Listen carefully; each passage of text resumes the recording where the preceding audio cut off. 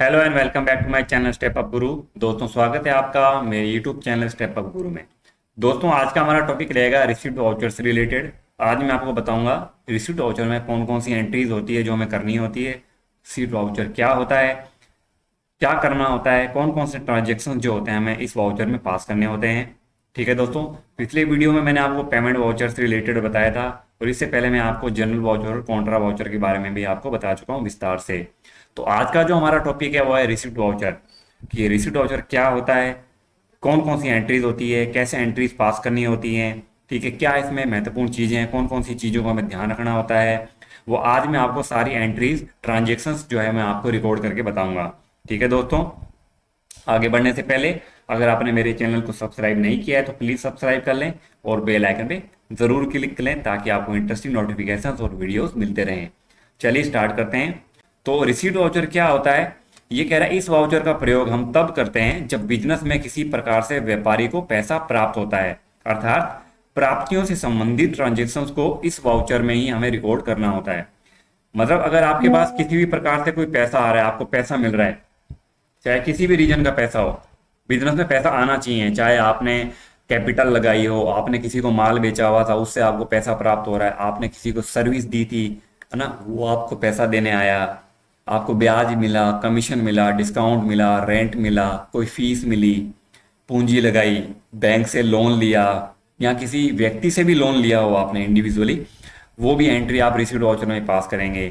बेचे गए माल या सर्विस के बदले में पार्टी या कस्टमर या डेटर से आपने पैसा लिया है, आपके पास पैसा आया है, चाहे नगद है चाहे ऑनलाइन है, ठीक है ना, वो सारी एंट्रीज आपको रिसीव्ड वाउचर में ही पास करनी होती है।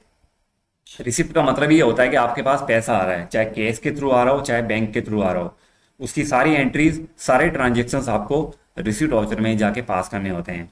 ठीक है, तो ये तो हो गया कि भाई कौन कौन से इसमें एंट्रीज आती हैं, जैसे ये सारी मैंने आपको बता दी। ठीक है, फिर आता है इसमें नेक्स्ट कि भाई इस वाउचर में फर्स्ट एंट्री हमेशा क्रेडिट की होगी। रिसिप्ट वाउचर पहले क्रेडिट मांगता है कि बताओ क्रेडिट किसको करना है, ये पहले डेबिट नहीं मांगेगा। जैसे कॉन्ट्रा वाउचर क्रेडिट मांगता था, पेमेंट वाउचर हमेशा डेबिट मांगता है, वैसा ही रिसिप्ट वाउचर हमारा पहले क्रेडिट मांगता है कि भाई क्रेडिट किसको करना है वो बता दो। उसके बाद सेकेंड एंट्री आप यहाँ तो डेबिट कर सकते हो या आप क्रेडिट कर सकते हो, आपके पास एक ऑप्शन खुल जाएगा। अदरवाइज फर्स्ट एंट्री आपको क्रेडिट ही करनी पड़ेगी, ध्यान रखना। ठीक है ना, फिर नोट क्या है सेकंड, इस वाउचर में कैश और बैंक का लेजर हमेशा डेबिट ही होगा। रिसीट वाउचर में क्योंकि हमारे पास पैसा आता है, ठीक है ना, तो कैश जब भी हमारे बिजनेस के अंदर आता है, कैश जब भी हमें प्राप्त होता है तो कैश अकाउंट हमेशा डेबिट ही होता है। क्यों? क्योंकि कैश हमारा एक रियल अकाउंट होता है और रियल अकाउंट का रूल क्या कहता है, जो भी वस्तु बिजनेस के अंदर आए उसे डेबिट करो। तो कैश तो हमारे बिजनेस में आएगा ही ना, जब भी हम किसी से पैसा रिसीव करेंगे तो जाहिर सी बात है कैश तो डेबिट ही होगा। उसी प्रकार से बैंक भी डेबिट होगा, क्योंकि अगर हमारे बैंक अकाउंट में पैसा आया है, चेक आया है या ऑनलाइन पैसा आया है, तो प्राप्त करने वाला हमारा बैंक अकाउंट है। और बैंक अकाउंट जब प्राप्त करता है तो बैंक हमारा पर्सनल अकाउंट होता है और प्राप्त करने वाला डेबिट होता है according to the rule of personal account, debit the receiver. तो बैंक का खाता, बैंक का अकाउंट तो प्राप्त करेगा ना, इसलिए हमें बैंक अकाउंट को डेबिट करना पड़ेगा। तो रिसीव्ड वाउचर में कैश और बैंक हमेशा डेबिट ही होंगे, क्रेडिट कभी नहीं होते। रिसीव्ड वाउचर की बात कर रहा हूं मैं, जब भी पैसा रिसीव हो। ठीक है, नेक्स्ट है कि इस वाउचर में उसी लेजर या खाते को क्रेडिट करना होता है जिसकी वजह से पैसा व्यापार के अंदर आ रहा है।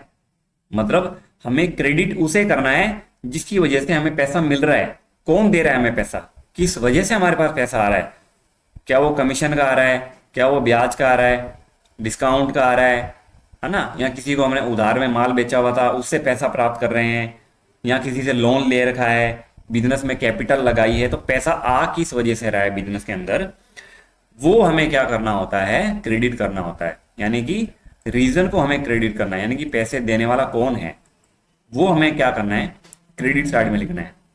डेबिट साइड में तो बैंक और कैश ही आएगा, डेबिट साइड में बैंक और कैश ही आएगा, बस आप क्रेडिट कर दो सोच समझ के कि क्रेडिट कौन होगा। ठीक है, तो ये तो हो गया कि भाई रिसीप्ट वाउचर क्या होता है, कौन कौन से ट्रांजेक्शन्स होते हैं, क्या क्या मुख्य चीजें हैं जो हमें ध्यान देनी होती है। ठीक है, अब आ जाता है कि रिसीप्ट वाउचर में कौन कौन सी एंट्रीज की जाती है, वो मैं आपको दोबारा बता देता हूँ। जैसे कैश और बैंक से हमें रिसीव हुआ है, मतलब कि हमें पैसा जो मिला है वो कैश और बैंक में मिला है, नगद मिला है या बैंक में मिला है, वो हमें इसमें एंट्री करनी होती है। ऑल इनकम रिसीव्ड कैश और बैंक, मतलब कोई भी इनकम मिली है आपको किसी भी प्रकार की, वो इनकम का जो भुगतान हुआ है आपके पास वो कैश और बैंक से हुआ है, तो आपको रिसीव्ड वाउचर में जाना है। Third party payment received, third party मतलब आपने किसी को लोन दे रखा था, उससे पैसा आ गया। बिजनेस में कैपिटल लगा ली, उससे पैसा आ गया। आपने किसी को उधार में माल या सर्विस बेच रखी थी, उससे पैसा आया, है ना। ब्याज पे पैसा दे रखा था, ब्याज आ गया। कमीशन मिल गया, रेंट मिल गया। ये थर्ड पार्टी पेमेंट होती है, ठीक है ना। तो किसी भी प्रकार से अगर आपको पैसा रिसीव होता है, थर्ड पार्टी पेमेंट, ये ध्यान रखना, आपके पास पैसा बैंक से नहीं आ रहा हो, आपके बैंक से। जैसे मेरा बैंक एसबीआई बैंक अकाउंट में, मेरी फर्म का, तो वो फर्म का पैसा बैंक अकाउंट से हमारे बिजनेस में नहीं आना चाहिए, वो एंट्री नहीं करोगे आप इसमें, उसके लिए कॉन्ट्रा वाउचर है। फिर फिक्स एसेट सेल करी आपने, उसकी एंट्री आप इसमें कर सकते हो। पैसा प्राप्त हुआ अगर आपको, तो वो आप इसमें एंट्री कर सकते हो, या फिक्स एसेट सेल करने की एंट्री आप इसमें कर सकते हो, ठीक है। तो ये एंट्रीज हमें रिसिप्ट वाउचर में करनी होती है। यहाँ पे मैंने पेमेंट लिख दिया गलती से, आप इसको रिसिप्ट देख लेना ना, रिसिप्ट वाउचर, ठीक है। यहाँ मैंने पेमेंट कर रखा है, तो रिसिप्ट वाउचर में ये एंट्रीज होती है, ठीक है। फिर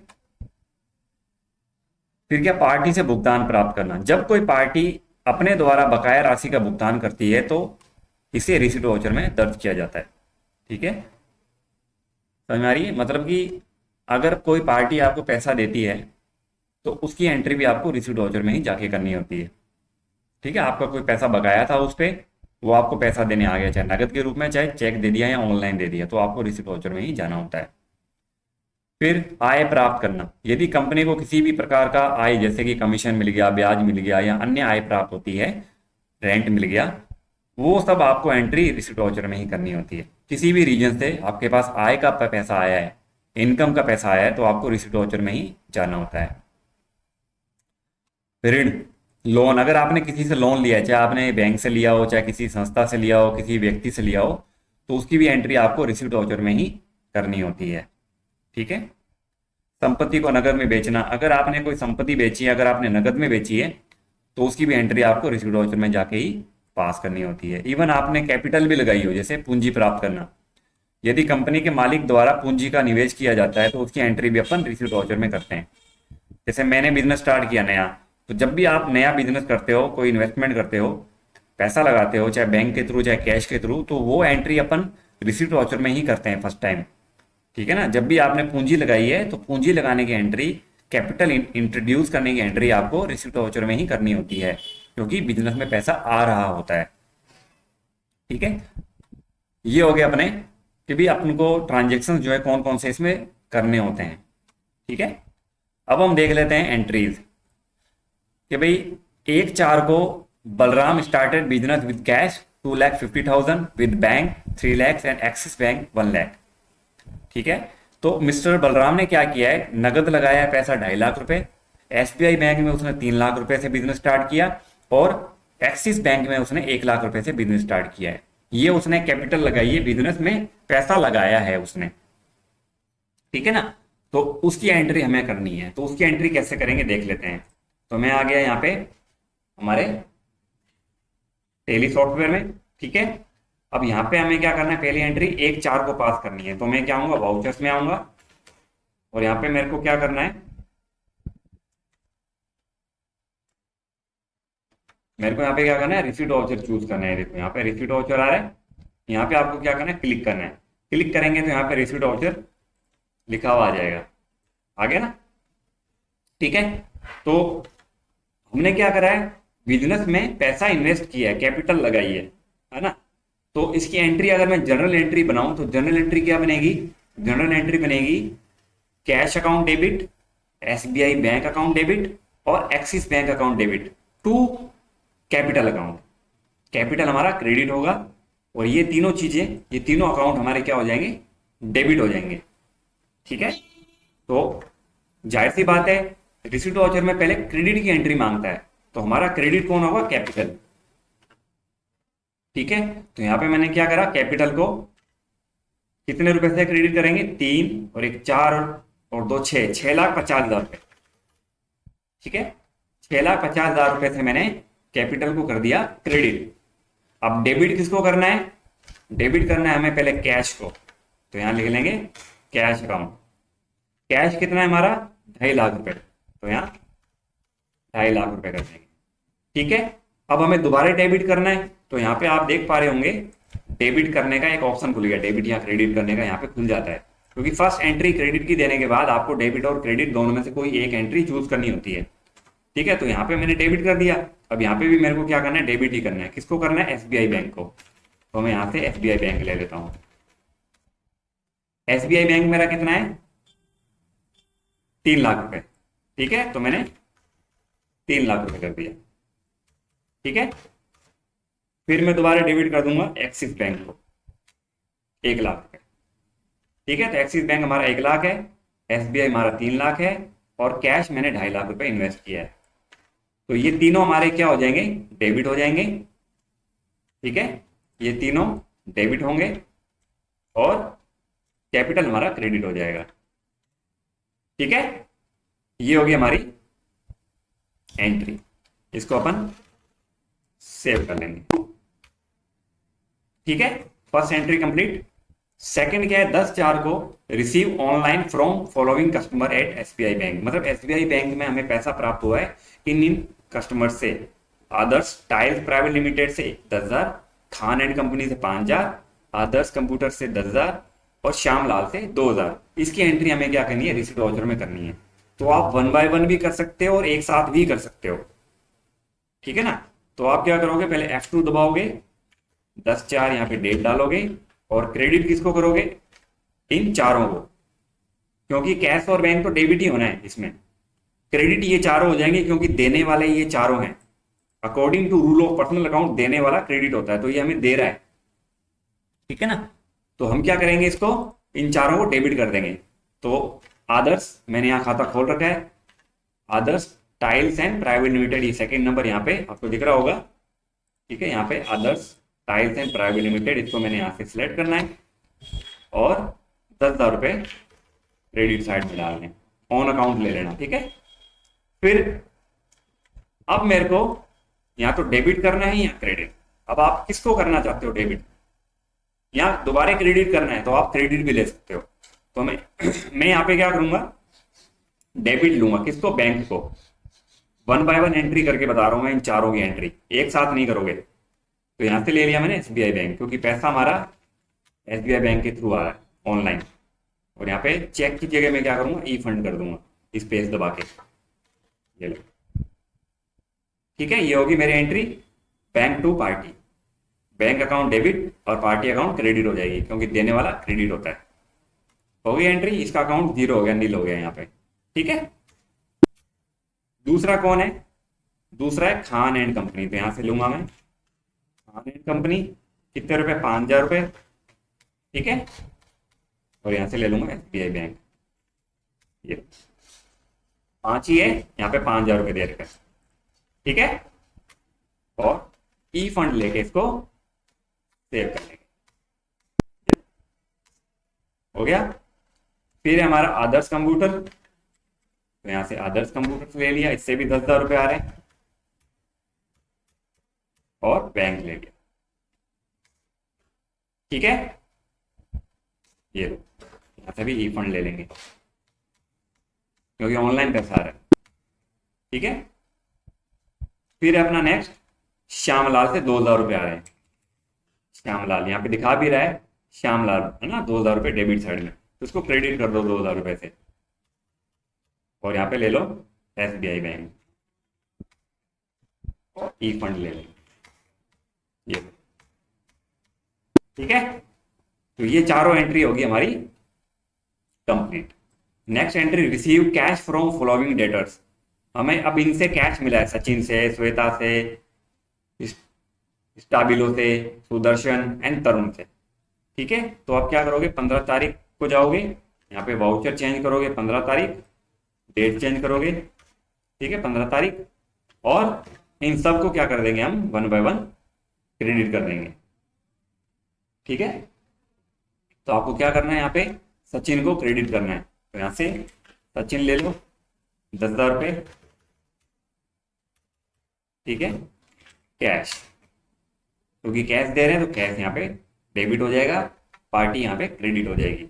जैसे कि मैंने आपको बताया था कि कैश और बैंक हमेशा डेबिट ही होता है रिसीप्ट वाउचर में।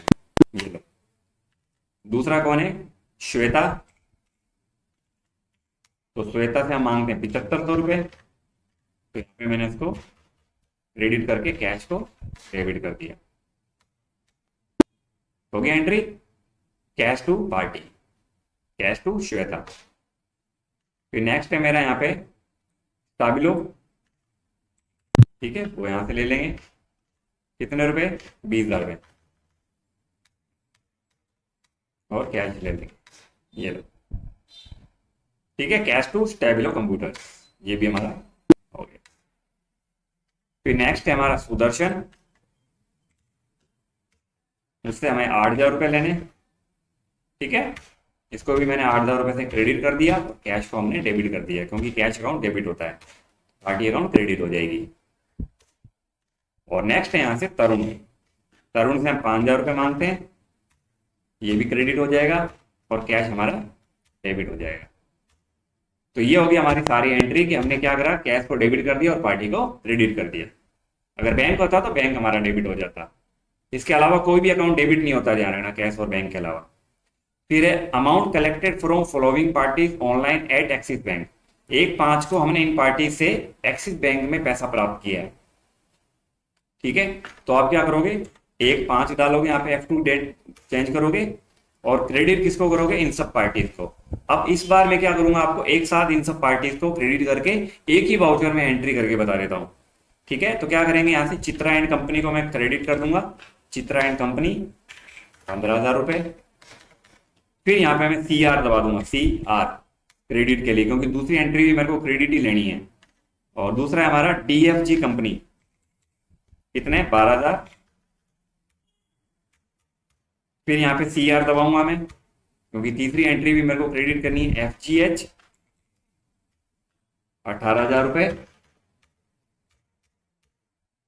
फिर मैं यहां से CR दबाऊंगा। नेक्स्ट है हमारा कंचन, 20,000 रुपए। फिर दोबारा CR करेंगे लक्ष्मी, ठीक है, इससे हम 7500 रुपये मांगते हैं। तो एक ही वाउचर में मैंने क्या करा, इतने सारे क्रेडिट कर दिए, ठीक है। अब मैं क्या करूंगा, डेबिट करूंगा किसको, एक्सिस बैंक को। तो आप एक साथ या तो एक्सिस बैंक ले लो, पूरा का पूरा अमाउंट यहाँ पे 72,500 आ जाए, या आप यहाँ पे भी अलग अलग दिखा सकते हो कि इस 72,500 में से 15,000 रुपए किससे आए हैं, ठीक है ना। तो यहाँ पे मैं क्या करूंगा, 15,000 रुपए डालूंगा, क्योंकि 15,000 पहले चित्रा से आए हैं, तो 15,000 रुपए डाल दिए। अब यहाँ पे देखो क्या आ रहा है, इन सब के नाम आ रहे हैं, देखो यहाँ पे मैंने आया, लेजर नेम में आया, तो यहाँ पे लिस्ट खुल गई कि भी इस वाउचर में मैंने इन 5 अकाउंट्स को, लेजर्स को सिलेक्ट किया था। अब ये 15,000 रुपए किससे आ रहे हैं, तो यहाँ से 15,000 तो चित्रा एंड कंपनी से ही आ रहे हैं ना, तो मैंने इसको सिलेक्ट कर लिया और यहाँ से ई फंड कर दिया कि भी चित्रा ने हमें ई फंड दिया। अब दोबारा मैं डेबिट करूंगा किसको, एक्सिस बैंक को। इस बार ये 12,000 रुपए जो मेरे पास DFG से आए हैं उसको मैं यहाँ पे मेंशन करूंगा, 12,000 रुपए। और इस बार चित्रा से नहीं आ रहे, यहाँ पे चित्रा नहीं लेना, यहाँ पे लेना है DFG, तो यहाँ से आप DFG सिलेक्ट करोगे और ई फंड लो, ठीक है। फिर मैं दोबारा एक्सिस बैंक करूंगा, 18,000 रुपए जो मेरे को FGS से मिल रहे हैं वो मैं 18,000 डालूंगा। और यहाँ पे क्या करूंगा, मैं इस पर क्लिक करके FGH प्राइवेट लिमिटेड ले लूंगा और ई फंड ले लूंगा यहाँ से, ये, ठीक है। फिर दोबारा एक्सिस बैंक 20,000 रुपए जो मेरे को आ रहे हैं कंचन लिमिटेड से, यहाँ पे क्लिक करूंगा तो यहाँ से लिस्ट खुल जाएगी, कंचन लिमिटेड लिया और यहाँ से ई फंड लिया, ठीक है। एंटर मार के इसको भी एक्सेप्ट कर लो। और लास्ट है हमारा लक्ष्मी, ठीक है, उससे आ रहे हैं 7,500 रुपए, तो इसको सिलेक्ट किया, सॉरी लक्ष्मी नहीं, यहाँ से एक्सिस बैंक लेंगे ना, यहाँ पे भी तो लक्ष्मी तो ऑलरेडी ले लिया मैंने, एक्सिस बैंक, ठीक है। और यहाँ से ले लेंगे अपन चित्रा एंड कंपनी को हटा के यहाँ से ले लेंगे लक्ष्मी एंड कंपनी, ठीक है। और यहाँ से ले लेंगे ई फंड। तो मैंने क्या करा, जितने क्रेडिट किए थे उसी से मैंने अलग अलग एक्सिस बैंक के अकाउंट को डेबिट कर दिया, ताकि मेरे को इंडिविजुअल पता लगे। अगर मैं एक्सिस बैंक के अकाउंट में जाके देखूंगा ना, तो अगर मैंने एक ही एक्सिस बैंक का खाता ले लिया होता तो 72,500 ही बताता, मेरे को ये नहीं बताता कि भी किस किस के ये 72,500 में से वैल्यू है। तो मैंने क्या करा, सबका अलग अलग दिखा दिया, 15,000, 12,000, 18, 20,000, 7500। तो ये क्या होगा, एक्सिस बैंक के खाते में अलग अलग एंट्री दिखेगी। वाउचर तो एक ही दिखेगा, बट आप देख सकते हो अलग अलग एंट्री, आपको पता चल जाएगा। ठीक है ना, ये कर दिया मैंने एंट्री सेव। तो आप ऐसे भी एक ही वाउचर में सारे एंट्री कर सकते हो। ठीक है, फिर नेक्स्ट है received from receive following incomes by cheque and deposited in Axis Bank. मतलब क्या हुआ है कि हमें चेक मिला इन सब चीजों, इन सब का, और हमने क्या करा, एक्सिस बैंक में जमा करवाया है वो चेक, इन सब का इंटरेस्ट मिला है, बैंक डिपॉजिट, लोन्स गिवन, और charge to customer, interest charge, customer से हमने इंटरेस्ट चार्ज किया है। तो ये सब हमारी क्या है, इनकम है। ये सब हमारे इनडायरेक्ट इनकम्स में जाएगी, इनका ग्रुप जो रहेगा इनडायरेक्ट इनकम रहेगा। तो अब आप क्या करोगे, 8,500 डालोगे, और इंटरेस्ट फ्रॉम सिक्योरिटी इसको क्या कर दोगे, क्रेडिट कर दोगे। ये हमारा इंटरेस्ट फ्रॉम सिक्योरिटीज, कितने रुपए थे, 4500 थे। इन सबको मैं इंडिविजुअल क्या करूंगा, अलग अलग एंट्री करूंगा। कौन से बैंक में आया, एक्सिस बैंक में, तो यहाँ से एक्सिस बैंक ले लिया, और यहाँ से ले लो चेक। जो चेक आया है वो आप चेक नंबर यहाँ डालोगे, और जिस बैंक का चेक है वो आप यहाँ से बैंक का नाम डालोगे। ठीक है, और यहाँ लिख दो चेक नंबर। ठीक है, ये हो गया। ये दूसरी हमारी इनकम क्या है, बैंक डिपॉजिट्स। ठीक है, वहां से हमारा ब्याज आया है, इंटरेस्ट ऑन बैंक डिपॉजिट्स, कितना, 5500, और यहां से ले लेंगे एक्सिस बैंक। ठीक है, और यहां से ले लेंगे चेक, चेक नंबर डाल दिया। ठीक है, और बैंक का नाम डाल दिया। ठीक है, और यहां से भी अपन नरेशन में भी चेक नंबर लिख देंगे। ठीक है, ये लो। फिर नेक्स्ट क्या है हमारा, interest on loan given, loan दिया था उसका हमें ब्याज मिला है। तो यहां से मैंने इंटरेस्ट ऑन लोन गिवन ले लिया, 5,000 रुपये हमें प्राप्त हो रहा है, और एक्सिस बैंक। ठीक है, यहां से भी आप जो भी है एसबीआई बैंक से आ रहा है मान लो, ठीक है, तो यहां से आप स्टेट बैंक ऑफ इंडिया ले सकते हो। ठीक है, चेक नंबर ये डाल दिया। ठीक है, फिर है कस्टमर से हमने कोई ब्याज चार्ज किया है, तो इंटरेस्ट चार्ज टू कस्टमर्स, कितना, 7500 रुपये, और यहां से भी एक्सिस बैंक ले लेंगे। ठीक है, जो भी चेक नंबर है वो आप यहाँ पे मेंशन करोगे, और जो भी बैंक से हमारे चेक मिला, जिस चेक बैंक का चेक मिला है वो आप यहाँ से बैंक सेलेक्ट करके नरेशन में चेक नंबर भी डाल दोगे। तो ये होगी हमारी सारी एंट्रीज रिसीव्ड वाउचर से रिलेटेड, कि अगर हमें चेक मिला हो, ठीक है, तो आप उसकी एंट्री रिसीव्ड वाउचर में कर सकते हो। बट हालांकि ऐसा होता है कि हमें चेक जो मिलता है ना, वो अगर हमने तुरंत अगर बैंक में जाके जमा करा दिया और तुरंत वो क्लियर हो गया हो तो ठीक है कि आप बैंक ले लो यहाँ पे। अदरवाइज आपको एक चेक के नाम से भी खाता खोलना पड़ेगा करंट एसेट में, क्योंकि एक बार आपके पास चेक आया है, हो सकता है वो चेक आपके पास 5 दिन तक पड़ा रहा हो, 2 दिन पड़ा रहा हो, तो आप बैंक बैलेंस पहले तो नहीं दिखा सकते ना, आपको दिक्कत आएगी बैंक का स्टेटमेंट में मिलाने में।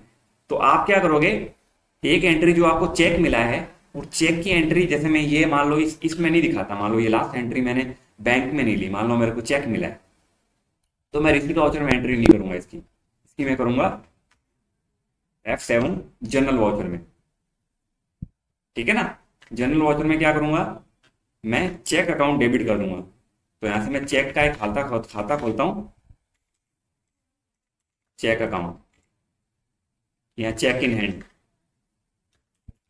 चेक इन हैंड अंडर आ जाएगा हमारा इसमें करंट एसेट में।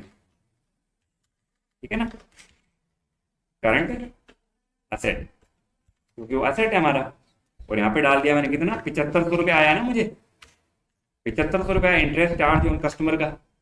ठीक है ना, और यहाँ पे मैं interest charge on customer credit कर दूंगा, यहाँ लिख दूंगा चेक नंबर, ठीक है। ये कि भी अभी हमें चेक मिला है 8 मई को, तो इनकम हमारी क्रेडिट क्रिएट हो गई और एक एसेट भी हमारा खड़ा हो गया चेक के रूप में। अब ये जो मैंने चेक जमा कराया है ना, ये मैंने जमा कराया है दोस्तों 10 तारीख को, मान लो, तो मैंने 10 तारीख डाल दी, ठीक है। कहाँ पे जमा कराया है? बैंक में, ठीक है। तो इसकी एंट्री आप क्या करोगे? रिसीट वाउचर में कर सकते हो। तो क्रेडिट किसको करेंगे हम? चेक इन हैंड को, क्योंकि चेक हमारा जा रहा है, तो चेक को कर दिया मैंने क्रेडिट और एक्सिस बैंक को कर दिया मैंने डेबिट। ये लो, चेक नंबर डाल दो आप और नाम डाल दो, जो भी जिस बैंक का चेक था, कौन सा था वो? स्टेट बैंक ऑफ इंडिया या आईसीआईसीआई का था, तो आईसीआईसीआई ले लिया, फिर लिख दिया cheque deposited at Axis Bank, ठीक है। चेक नंबर ये आप डाल दो नरेशन में कि भी कौन सा चेक बैंक में जमा हुआ है, किस बैंक का जमा हुआ है, ठीक है ना, वो आपने यहाँ पे मेंशन कर दिया। तो चेक हमारा देखो क्लियर हो गया। चेक इन हैंड जो हमारे हैंड में था चेक, वो हमने क्या करा? 0 कर दिया और वो पैसा अब हमारे एक्सिस बैंक अकाउंट में आ गया है क्लियर होने के बाद। जब आपने 10 तारीख को चेक लगाया तो 10 तारीख को आपका चेक क्लियर हो गया, उस टाइम आप ये क्लियर करोगे। ऐसे करना होता है एक्चुअल में, एंट्री तो ऐसी ही होती है, क्योंकि अगर आप पहले ही बैंक में दिखा दो, एक्सिस बैंक में, है ना, आपको पैसा रिसीव ही नहीं हुआ है, आपके अकाउंट में पैसा आया ही नहीं है और आप दिखा रहे हो पहले ही, और जब आप स्टेटमेंट मिलाओगे तो आपको आएगी दिक्कत। समझ में आई ना? तो कुछ इस तरीके से हमें क्या करना होता है, रिसीट वाउचर की एंट्रीज पास करनी होती है, ठीक है ना। अब इसको क्या करेंगे? सेव करेंगे। तो ये हो गया हमारी सारी एंट्रीज जो मैंने आपको बताई थी विस्तार से, कि भी रिसीट वाउचर में ट्रांजेक्शन हमें ऐसे रिकॉर्ड करने होते हैं। इस प्रकार के ट्रांजेक्शन, ऐसी ऐसी एंट्रीज हमारे सामने आ सकती है, ठीक है ना। अगर मान लो आपने कैपिटल लगाया हो, तो कैपिटल की एंट्री कैसे करेंगे वो भी मैं आपको, वो तो मैंने आपको बता दी थी ना, हाँ यहाँ पे बता दी थी। मान लो लोन लिया हो किसी से, चलो लोन ले लेते हैं, लोन लेने की एंट्री करते हैं, ठीक है। तो वाउचर में आते हैं और यहाँ मान लो मैंने 1/6 को किसी से लोन लिया है, मान लो किससे? एसबीआई बैंक से। यहाँ एक खाता खोल लेते हैं, लोन फ्रॉम एसबीआई बैंक, इसका ग्रुप हो जाएगा सिक्योर्ड लोन, क्योंकि बैंक हमें जब भी लोन देती है तो सिक्योरिटी रखती है हमसे, कोई ना कोई कागजात रखवाती है ना, ऐसी लोन नहीं देती, ठीक है। ये हो गया। और लोन को खाते हुए हमने क्या करना है? क्रेडिट करना है, क्योंकि वो लाइबिलिटी है, लाइबिलिटी हमेशा क्रेडिट होती है। जो 5 लाख का लोन ले लिया और ये पैसा जो आ रहा है लोन का, हमारा जो एसबीआई का हमारा सेविंग अकाउंट है या जो करंट अकाउंट है उसमें आएगा। बैंक कभी भी कैश थोड़ी देगा हमें, कैश तो देता नहीं, वो हमारे अकाउंट में ही दे देता है, जो हमारा सेविंग अकाउंट होता है या करंट अकाउंट होगा उसमें भी डलवा सकते हो अपना, ठीक है ना। तो हमने क्या करा? लोन ले लिया कि एसबीआई बैंक में हमारा बैंक का पैसा आ गया, लोन का पैसा आ गया 5 लाख रुपए, ठीक है।